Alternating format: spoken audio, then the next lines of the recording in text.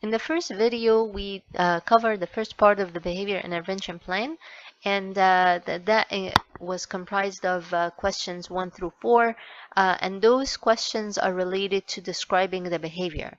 Question 1 has to do with what the behavior is and what it looks like. Question 2 has to do with why it's impeding the learning, and question 3 has to do with the extent to which a behavior intervention plan is needed.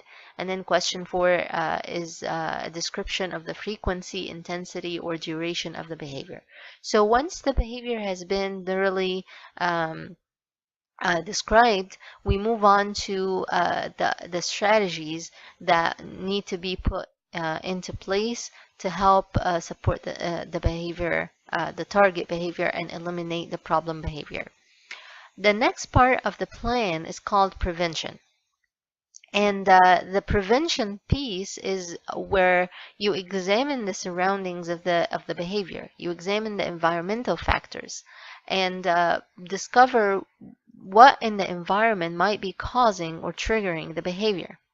And once you've done that, you start describing intervention strategies or intervention steps that need to be taken. Things that need to change in the environment in order to help eliminate the problem behavior, or at least reduce its likelihood. So in other words, the prevention section is composed of 2 parts, the observation and analysis, and this has 2 questions, questions 5 and 6. Question 5, you're going to describe what the environment looks like. And in question 6, you're going to explain how those environmental factors are causing the behavior. So here you describe the environment, here you describe how it's causing the behavior. And then in the intervention section, you describe what needs to happen in the environment in order to help the student refrain from the problem behavior. So we're going to go through each of the questions in the next part.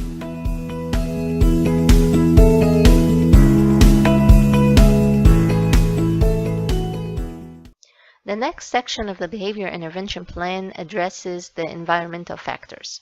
As we know, any behavior happens within an environmental context, and we need to be able to analyze all the elements of the environment and when the behavior problem takes place in order for us to understand why the behavior is happening.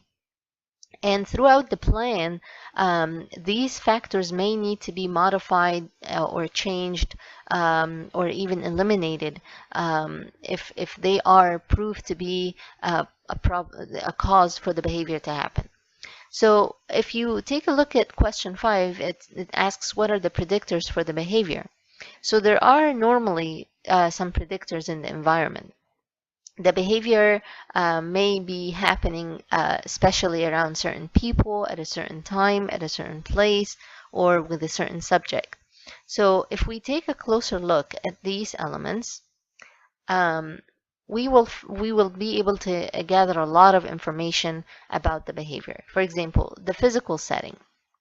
The physical setting is everything that is available in the classroom or not available in the classroom.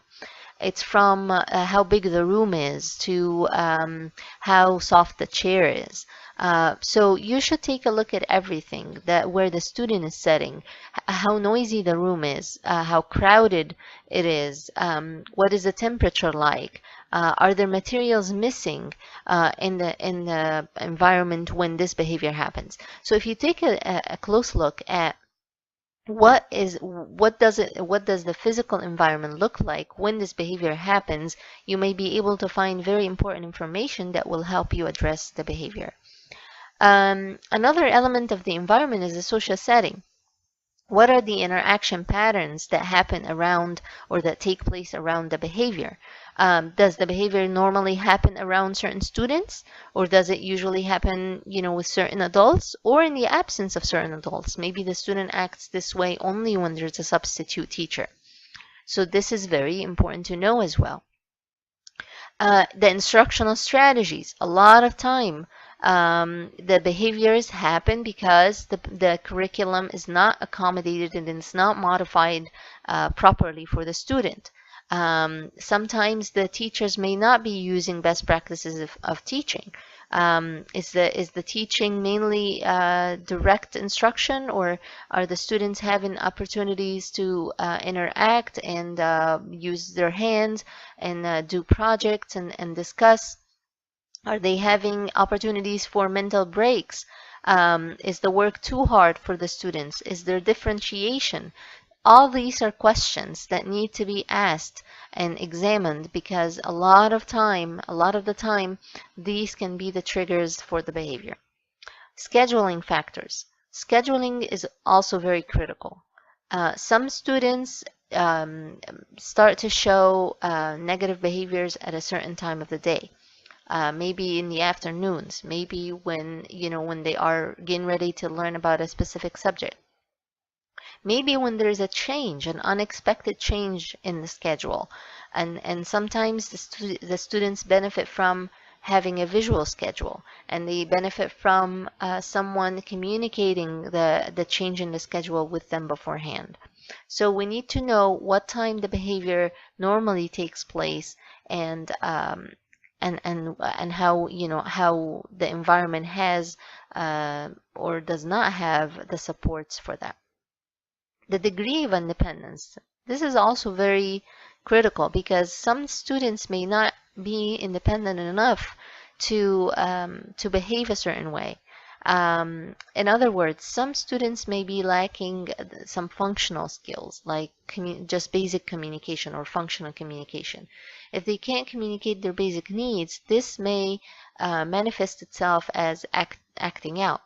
So before we before we judge them for acting out, we need to ask ourselves, are they able to express themselves properly? Are their basic needs met?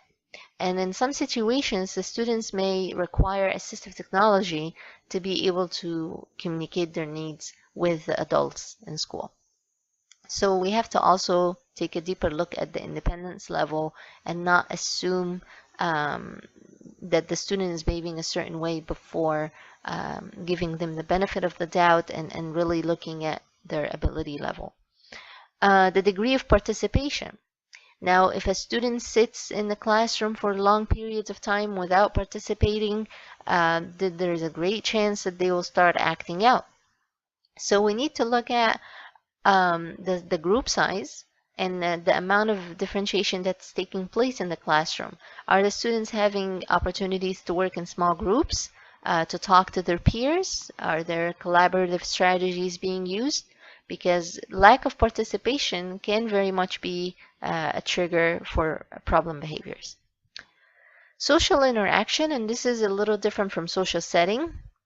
Social setting is pretty much just looking at the people that are present when the behavior takes place, but the social interaction is more of the social cues and the language that's being used, and even the non-spoken language that's used with the student. Some students may not have the same social skills as others, and they may misunderstand a cue and interpret it as something negative, while in fact they just didn't understand the situation properly.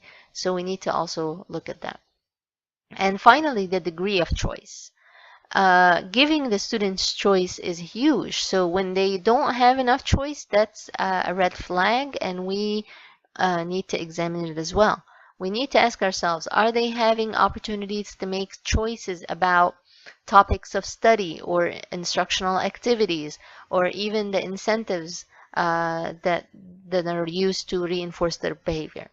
So there's just tons of information hidden within the environmental factors that we need to take our time examining and observing, and making sure that we know the surroundings of the behavior in order for us to be able to best address it.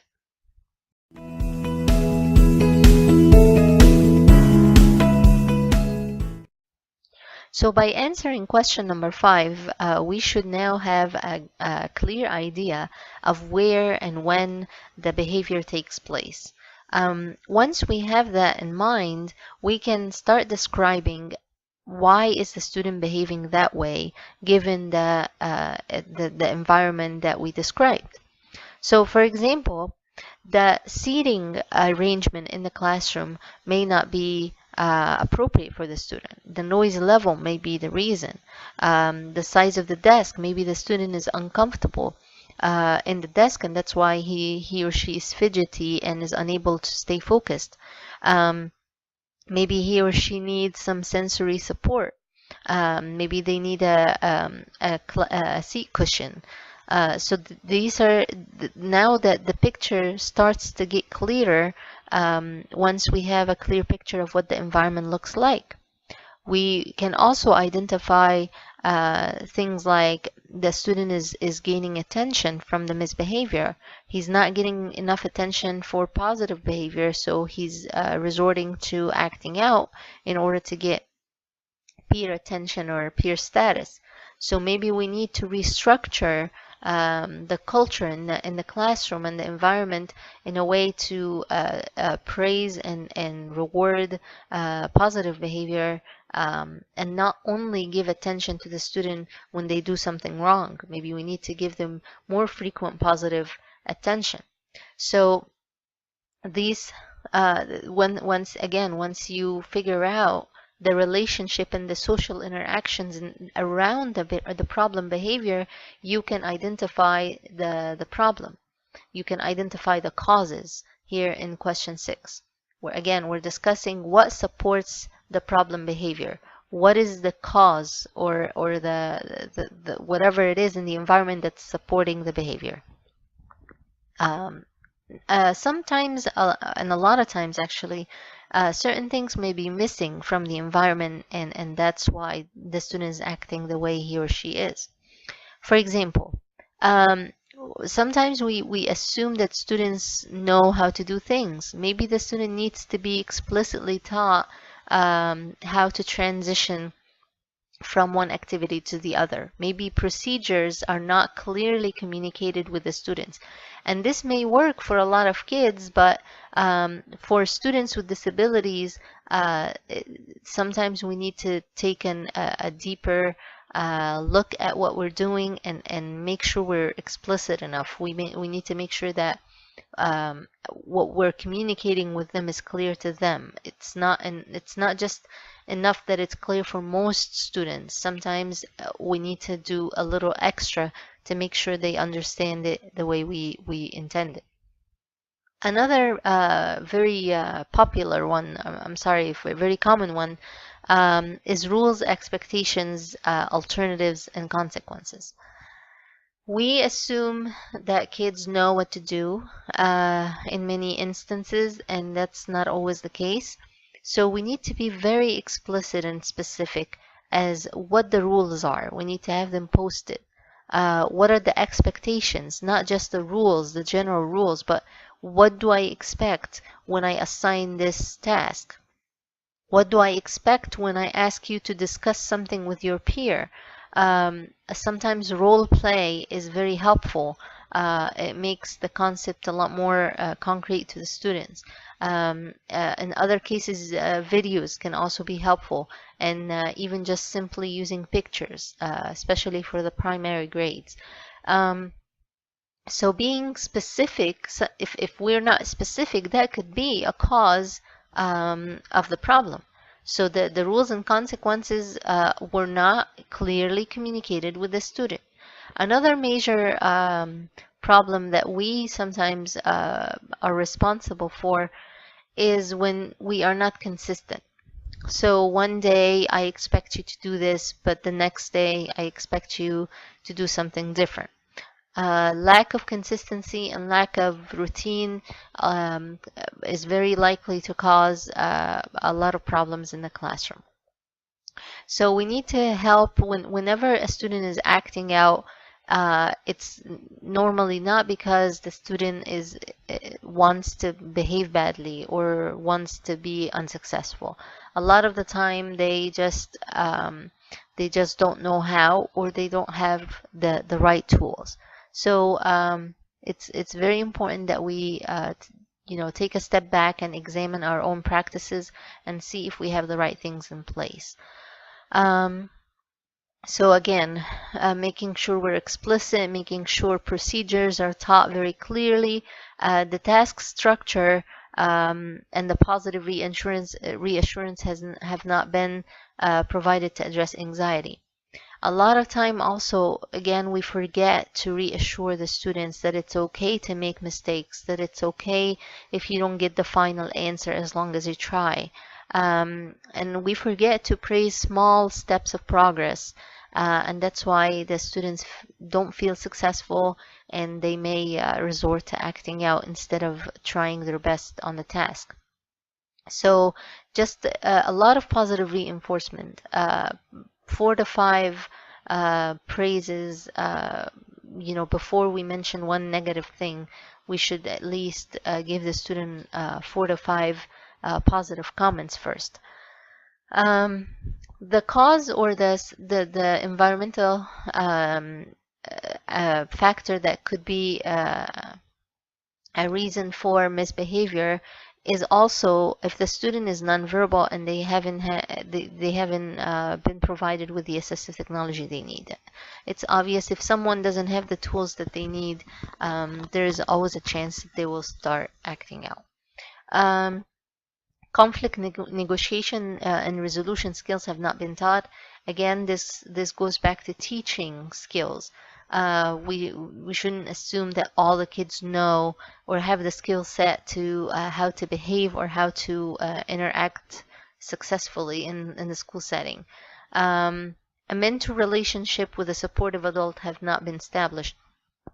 This can be a reason why the student is acting the way he or she is. Sometimes students need that mentorship in the school setting. Sometimes the student does not know that there is a desired activity forthcoming. So if the student knows that, I'm going to do this first and then I will get something that I like, or I will do something else that I enjoy, then they're a lot more motivated to comply. So again, these are just examples to figure out of how to figure out that whatever it is that's missing in the environment. Has the student not been taught something that they needed to be taught? Have they not been provided with the tools they needed to be provided with? Have the expectations been clearly communicated with them? So all these are questions we need to ask ourselves, and these could be documented in the behavior intervention plan as things that have not been in place and are likely to have caused the behavior to occur or escalate.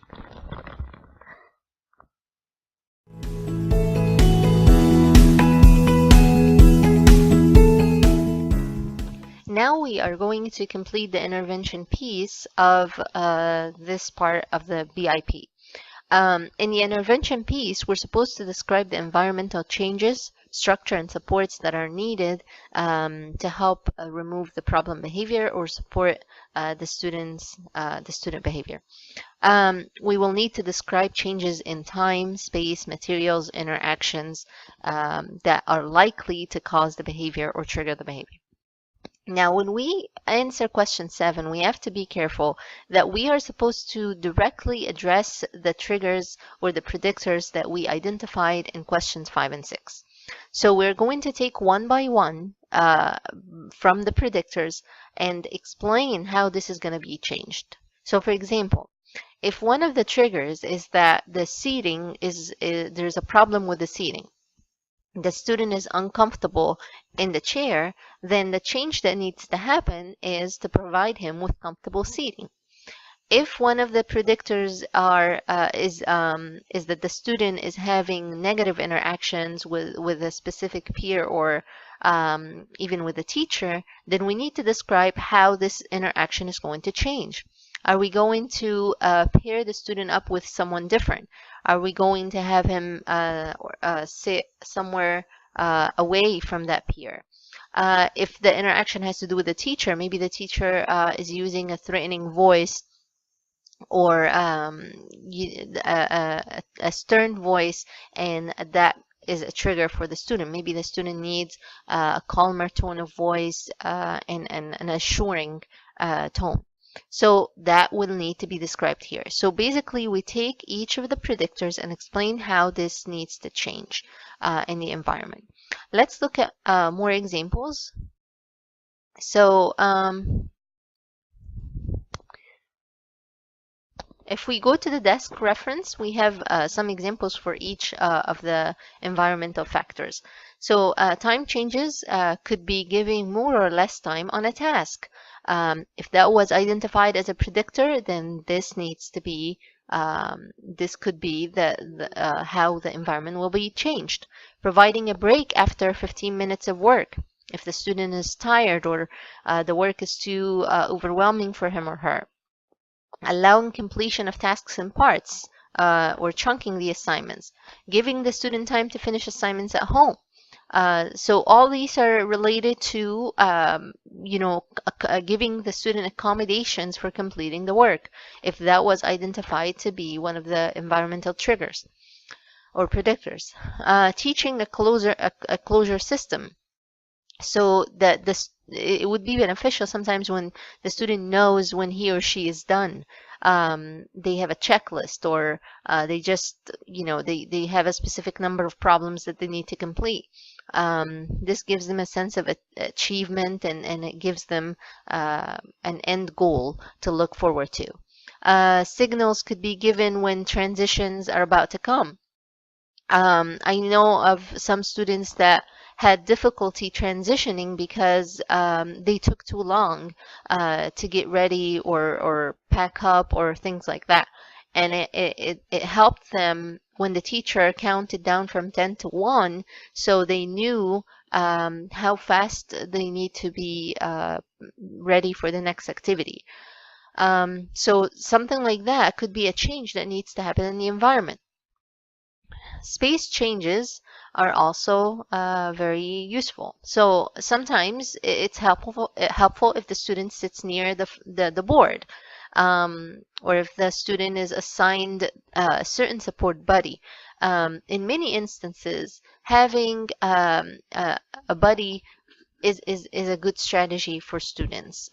Someone who is kind, who's helpful and responsible, and would help the student move along with the class activities with more smoothly.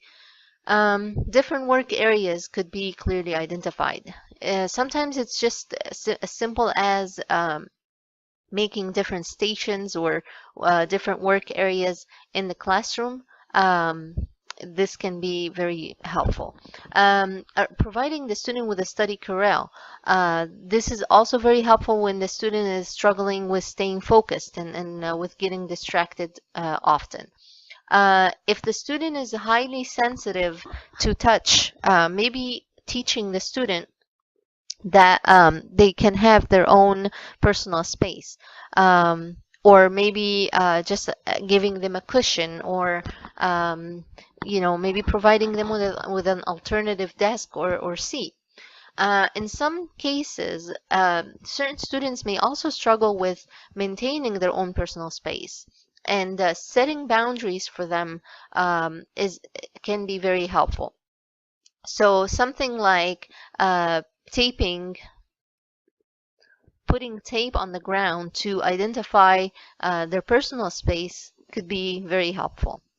So these are all examples for space changes. The materials that the students are using or that are available in the classroom may also need to change. This could be a trigger. If the student is losing work, for example, it could be helpful to organize the materials in trays. That way they know once they finish this part of the work, they need to drop it off in this particular tray. That way they don't have to wonder where they're supposed to leave the work and it ends up being lost. In some cases, the students need more hands-on learning or manipulatives. So if no hands-on material are available in the classroom, then maybe it needs to be available. A notebook organizer for assignments. sometimes we give the students notebooks and we expect that they will know how to organize it themselves and how to keep track of all the assignments. But that's not the case.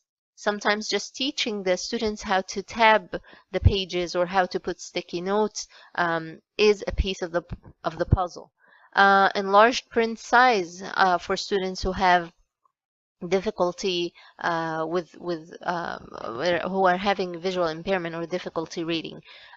Providing pictures. So if the student is having problems with functional communication, so making the materials such as pictures available is something that needs to change in the environment and hence needs to be identified in question 7. Sometimes the changes that need to happen are in the interaction. If this, in some cases, unfortunately, the students could be triggered by the interactions that they're having, whether with other students or with the adults.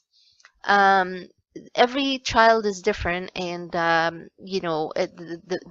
based on their backgrounds and their upbringing, they might have difficulty handling a certain interaction than other students.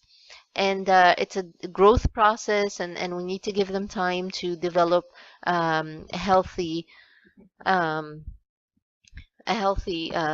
psychological state before we expect them to function, given all the challenges in the environment. So to start, we need to probably use a calmer voice or an assuring voice. Some students don't respond well to authoritative kind of talking or maybe louder voices or voices that are threatening or too stern for them. So we just have to be careful. And the students sometimes are not doing this to be defiant, but they're actually being triggered by this type of interaction. So this might need to change. Preparing students ahead of time for change, and we kind of tapped on this in the previous section. Cueing the student to use previously taught coping strategies. Again, we talked about how it's important to teach them coping strategies, but it's also important to keep reminding them of the strategies and to keep reminding them to use them. And modeling these strategies is also very important. As adults and as teachers, we need to embrace those strategies ourselves and make them part of our daily practice. That way, the students would imitate us automatically because we are walking the walk instead of just talking the talk. Modeling positive self-talk, again, it goes under modeling the strategies and calming down strategies. Verbally praising the student's use of time away. So if the student decides to actually use one of the strategies, we need to be very cognizant and we need to praise them that they made use of those strategies so they can keep using them.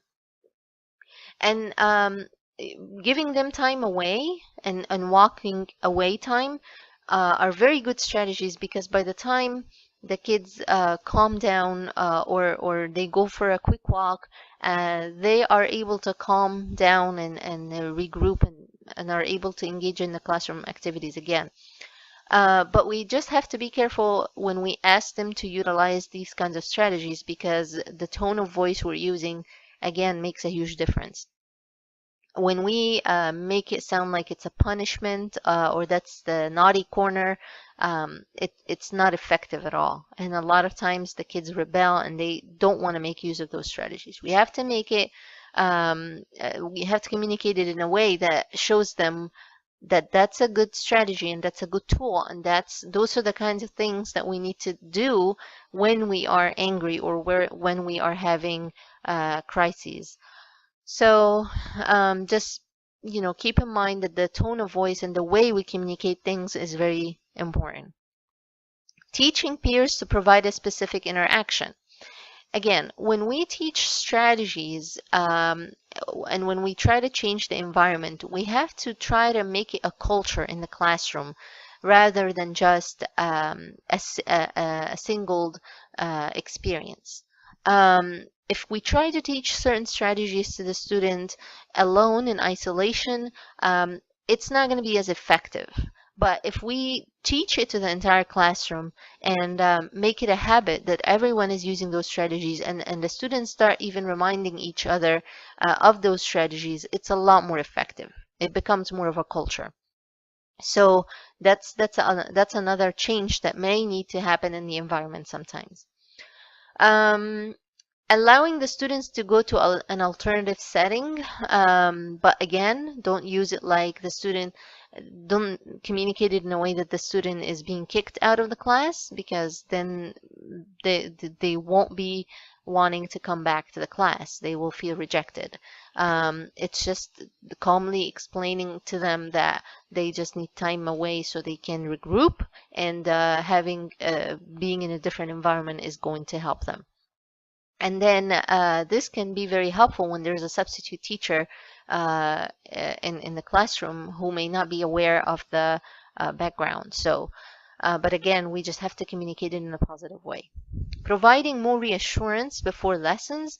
When we anticipate that that something is coming up that might be a trigger, we may want to take some time to reassure the students that it will be okay. They can ask for help.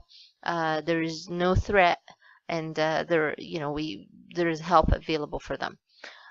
Providing better individual engagement, again, allowing the students opportunities to participate is very powerful, and we have to be very aware of it, and we have to plan for it in our lessons.